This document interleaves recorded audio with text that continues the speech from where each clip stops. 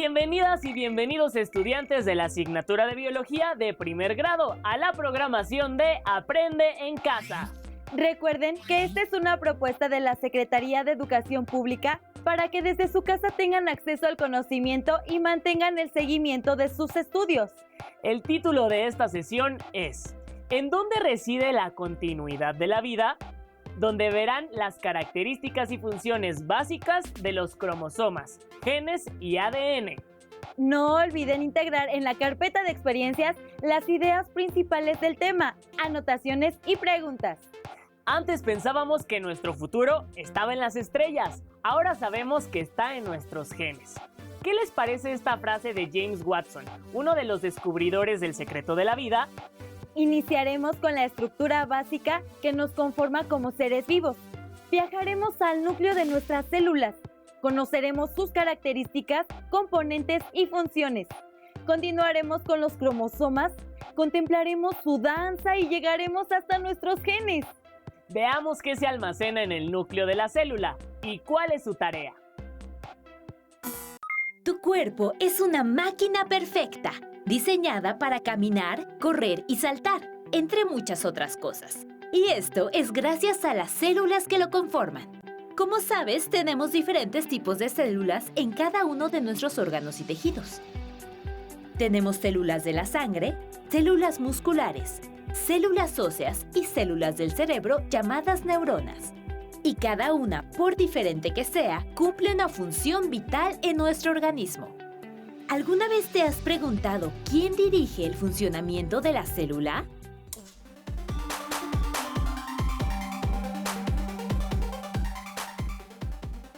Ciencias y tecnología, biología. Primer grado, bloque 2, 10, ADN, instrucciones de vida. El timonel celular. En su equipo, Laura es la capitana y dirige a sus compañeras. En la escuela, el director es quien dirige el plantel. Y en la célula, el núcleo dirige todas las actividades celulares. ¿Quieres saber cómo lo hace? El núcleo dicta las órdenes para que la célula funcione adecuadamente. Todas las células tienen un núcleo que las dirige. En las células eucariontes, como las humanas, el núcleo está formado por las siguientes partes: la envoltura o membrana nuclear, el nucleoplasma o jugo nuclear, el nucleolo y la cromatina. Analicemos cada una de estas partes y sus principales funciones. La membrana nuclear protege al núcleo y lo separa del citoplasma. Has de saber que, a diferencia de la célula humana, un organismo procarionte, mejor conocido como bacteria, no tiene membrana nuclear que separe su núcleo del citoplasma. ¡Qué curioso!, ¿verdad? Volviendo a la célula humana, la envoltura nuclear tiene varios poros que permiten el intercambio de sustancias entre el núcleo y el citoplasma. Dado que los poros de la membrana llegan a ocupar hasta el 20% de su superficie, el intercambio es constante. Ahora bien, dentro de la membrana nuclear se encuentra el nucleoplasma, que es el contenido interno del núcleo. Y en el nucleoplasma se encuentra el nucleolo y la cromatina. El nucleolo es una estructura esférica sin membrana, mientras que la cromatina es la sustancia fundamental del núcleo, ya que contiene algo muy importante: el ácido desoxirribonucleico. Su nombre puede parecer complicado, pero no lo es, pues también se le conoce como ADN. Detengámonos un poco en él. Su importancia radica en que contiene la información genética de cada célula, es decir, la información de cómo somos cada uno de nosotros. Pero el ácido desoxirribonucleico o ADN hace eso y muchas cosas más. Entre sus funciones dentro del núcleo de la célula destaca la de formar el ácido ribonucleico, llamado también ARN. A este proceso se le conoce como transcripción. Posteriormente, el ácido ribonucleico o ARN sale del núcleo a través de los poros de la membrana nuclear. Llega al citoplasma y colabora en la formación de proteínas. A este proceso se le llama traducción. Cabe resaltar que hay 3 tipos de ARN: el mensajero, ARNM, el ribosomal, ARNR, y el de transferencia, ARNT. Y cada uno de ellos interviene en diferentes procesos dentro de la célula. Cuando la célula no está en proceso de división, la cromatina se expande en el nucleoplasma ocupando todo el interior del núcleo. Mientras que, para lograr la división celular, la cromatina se organiza y forma los cromosomas que contienen la información genética. Así, la célula se duplica gracias al trabajo del núcleo. Como has podido ver, cada una de tus células es como una pequeña fábrica que trabaja constantemente. Y todo ese trabajo es dirigido por el núcleo. Entonces, el núcleo es el timonel celular. Y gracias a su incansable trabajo, puedes correr, saltar, moverte, estudiar y hacer todo lo que te gusta. Como vimos, en el núcleo se dictan las órdenes para el funcionamiento de cada uno de los millones de células que conforman nuestro cuerpo y su funcionamiento. Dentro de las estructuras que contiene el núcleo, destaca la cromatina, que puede encontrarse dispersa o formando los cromosomas cuando la célula se divide. ¿Cuándo ocurre la división celular? ¿Cuál es su importancia? ¿Cómo participan los cromosomas durante este proceso? Todas las preguntas e ideas principales las pueden anotar en su carpeta de experiencias. Los invitamos a ver el siguiente audiovisual, que se centra en las características básicas de los cromosomas. El crecimiento de nuestro cuerpo y el de todos los seres vivos es posible gracias a la reproducción celular. Pero, ¿sabes cómo se reproducen las células? Vamos a investigarlo. Para lograr tu crecimiento y el de todos los seres vivos, las células se dividen constantemente regenerando los tejidos necesarios para el desarrollo. Para dividirse, la célula pasa por 3 momentos: la interfase, la mitosis y la citocinesis. En la interfase, el ADN se duplica preparando a la célula para dividirse. Este ADN se encuentra acompañado de proteínas y forma la cromatina. La cromatina en forma laxa se junta y se condensa hasta formar las cromátidas. Cabe destacar que las cromátidas tienen toda la información genética de la célula. Se duplican duplicando el ADN. Y en la mitosis se juntan en pares para formar los cromosomas. La mitosis es un proceso que se divide en 4 etapas: profase, metafase, anafase y telofase. En la profase, la cromatina comienza a condensarse y forma los cromosomas, los cuales se caracterizan por tener 2 cromátidas que se unen. El nucleolo y la membrana nuclear desaparecen poco a poco. Cada centriolo se mueve hacia uno de los polos. El citoplasma se organiza y en él se forman varias fibras proteicas que se estiran y se unen a los centriolos. A esta estructura, formada por las fibras proteicas y los centriolos, se le llama uso mitótico. Y finalmente, las fibras proteicas del uso mitótico se estiran y se unen a los cromosomas para controlarlos. En la metafase, las fibras proteicas colocan a los cromosomas bien condensados justo en la mitad de la célula. Estos cromosomas se acomodan en la placa ecuatorial. En la anafase, las fibras proteicas jalan a los cromosomas para separar por completo sus 2 cromátidas, las cuales a la vez son jaladas hacia los polos opuestos de la célula. Como ambas cromátidas son exactamente iguales, porque una es réplica de la otra, en ambos extremos de la célula se cuenta con la misma información genética. En la telofase, las cromátidas terminan de llegar a los polos y se descondensan, por lo que reaparecen los nucleolos. Las fibras proteicas se disuelven y las envolturas nucleares reaparecen. Aquí termina la mitosis e inicia la citocinesis. Finalmente, en la citocinesis, la célula se va estrechando por la mitad hasta que se rompe en 2. Es así como se forman 2 células con la misma información genética. Después, el ciclo celular vuelve a comenzar. Es fascinante, ¿verdad?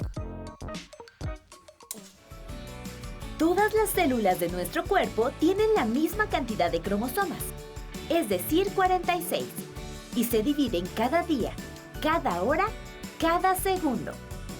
En el cuerpo humano, las células se dividen casi 2 trillones de veces cada día. A esta división celular se le llama mitosis, y gracias a ella, el ADN de una célula progenitora se comparte a las células hijas, duplicando cromosomas en una danza infinita de reproducción celular. ¿Qué les pareció la danza que realizan los cromosomas cada vez que nuestras células se duplican? Recordemos que esto sucede cuando las células mueren y deben ser reemplazadas por otras nuevas. Este proceso también ocurre cuando crecemos, pues el número de células aumenta. Los seres humanos tenemos 23 pares de cromosomas, la mayoría de ellos en forma de X, encerrados en el núcleo. Los cromosomas son los portadores del ADN, molécula que contiene nuestro código genético. ¿Qué hace la comunidad científica para conocer el genoma de nuestra especie? ¿Para qué puede servir conocer el ADN de las personas? ¡Vamos a verlo!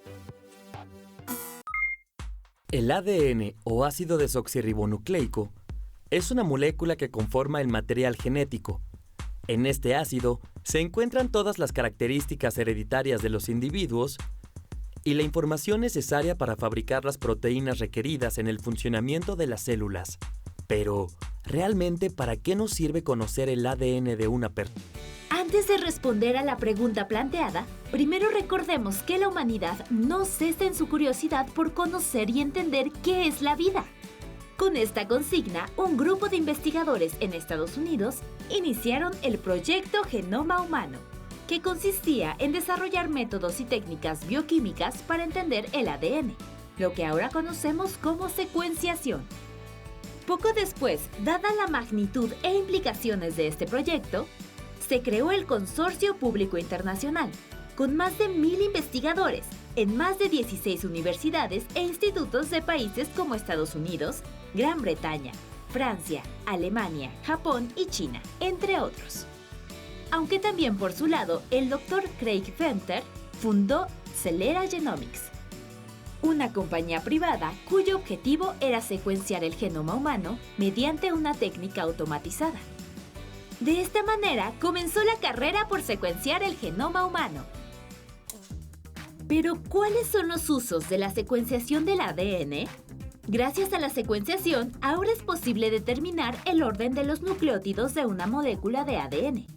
Y eso ha ayudado a comprender mejor cómo se relacionan los cambios de ciertas secuencias de genes con algunas enfermedades y cómo podrían ser regulados con nuevos medicamentos. Con ello, ha sido posible diseñar nuevos tratamientos y corregir algunas alteraciones. Por ejemplo, se han podido detectar distintos tipos de leucemia. También sabemos que solo unos fragmentos de ADN entre genes presentan una gran variabilidad y por eso sirven de marcadores, lo que da la pauta para determinar que la secuencia sea única para cada ser humano, como una huella digital. Por esta razón, la secuencia de genes puede ayudar, por ejemplo, en la medicina forense para determinar la identidad de algún sospechoso o víctima. Cabe resaltar que el ADN que se secuencia puede ser tomado de fuentes como la sangre, el semen, el pelo, la piel y la saliva. Sin embargo, como el material que se extrae no es mucho, se hace necesaria su amplificación mediante técnicas como PCR. Siglas en inglés de reacción en cadena de la polimerasa. La PCR permite tener muchas copias de la secuencia de ADN gracias a la acción de una enzima llamada ADN polimerasa, que replica las hebras de la muestra de ADN.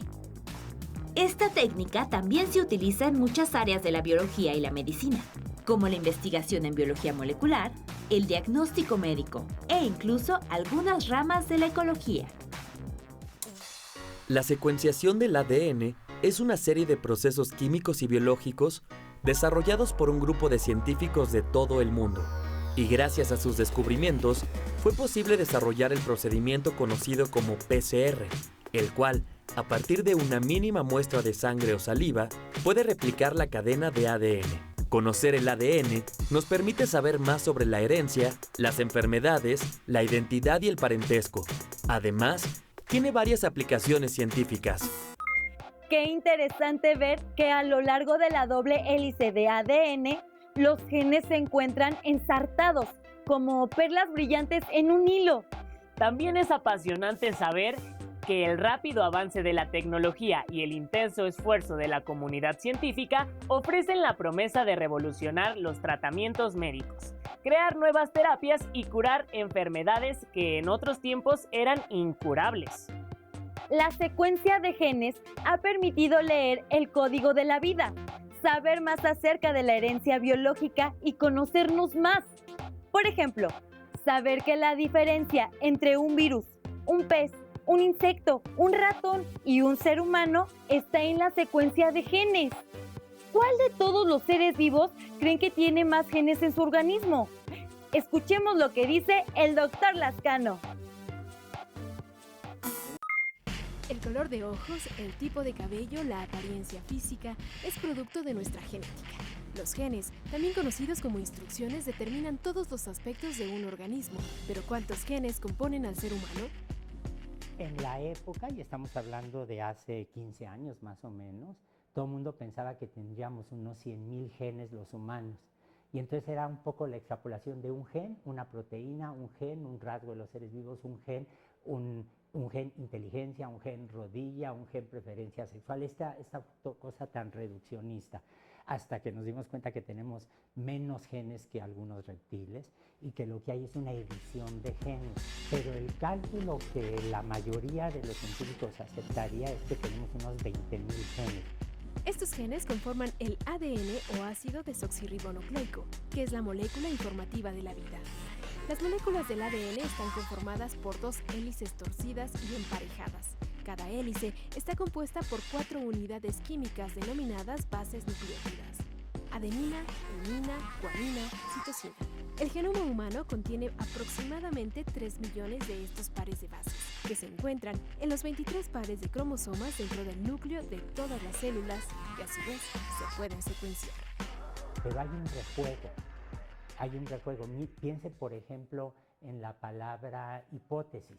Una tesis puede ser una tesis, digamos, de un estudiante de licenciatura, plagiada o no, o puede ser una hipótesis, le agrego el prefijo hipo, y entonces se convierte en una propuesta teórica sobre algo que puede ser. El lenguaje está lleno de eso, y la expresión de los genes funciona como una especie de lenguaje en ese sentido.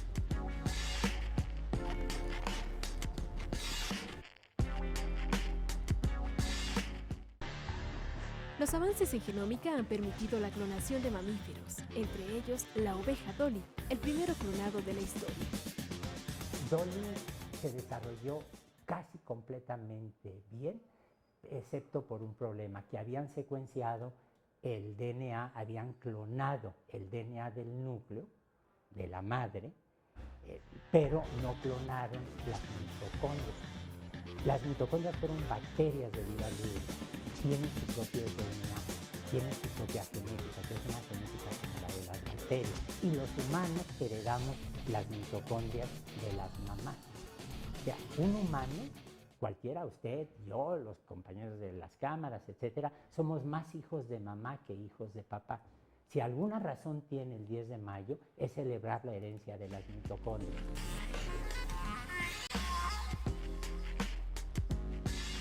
La gente ha querido clonar humanos desde hace décadas. Ha querido hacer experimentos al respecto extraordinarios. Por ejemplo, hubo un científico soviético que quiso clonar células humanas, femeninas, en chimpancés. Y esto en la época de Stalin, que cuando finalmente dijeron, bueno, este experimento no está prosperando, lo suspendieron. Y yo he conocido gente con educación universitaria y demás, que por ejemplo para resolver problemas de próstata o de diabetes o qué sé yo, buscan trasplantes de tejidos de cerdo. Yo creo que allí más vale mantenerse a distancia.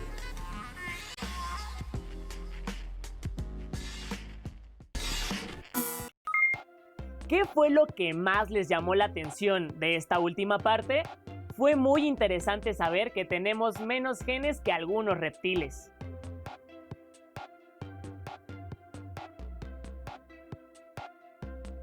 ¿Ustedes a quién de sus familiares se parecen más?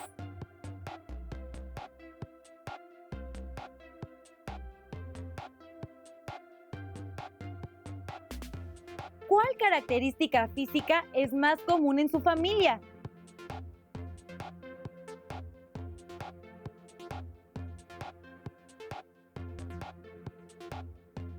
¿Quiénes la presentan?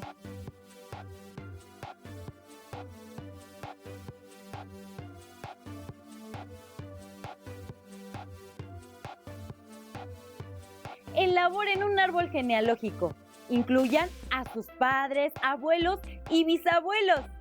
Pueden realizar dibujos o describir en general rasgos personales como color de ojos, pelo, tipo de nariz, complexión, tipo de sangre o incluso manifestación de alguna enfermedad de origen hereditario. Guarden las notas de los aspectos más relevantes de esta sesión y su árbol genealógico en la carpeta de experiencias.